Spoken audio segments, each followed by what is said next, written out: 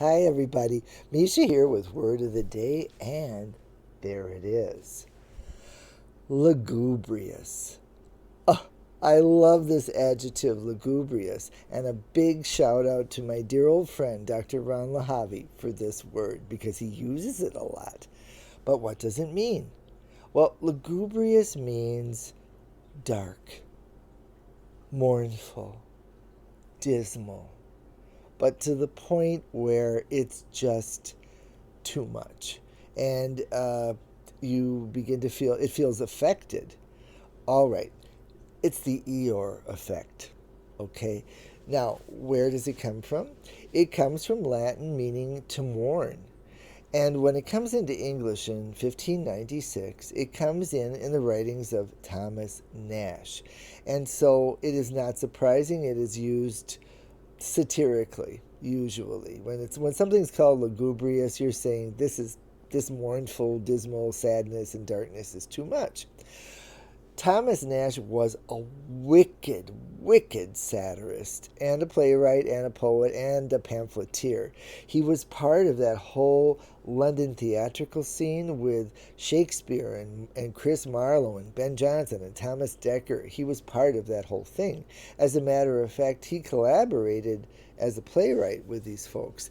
Well, what ended up he had quite a reputation. He was in a duel. He was accused of writing pornography, to which he responded, yeah, well, you know what, if you don't like it, pay me for something else, writing something else, because a man's got to eat. Okay, well, he and Ben Jonson wrote a play together, and Queen Elizabeth took exception and didn't like it. And the Queen's men raided Thomas Nash's house, and he had to escape. Ben Jonson ended up in prison for a brief period, but it was dicey. He didn't know if he was going to be executed. And Elizabeth was so darn mad, she said, close the theaters for the summer. Say it's the plague. Now, this word, lugubrious, it's very, very popular later on in the Victorian period, right, in the 1800s. And this is a very sentimental period. It's actually used, the word lugubrious is used by Dickens in his novel, The Old Curiosity Shop. And the major character, Little Nell, is this sweet little girl who dies, and everybody's like terribly sad and mournful and lugubrious.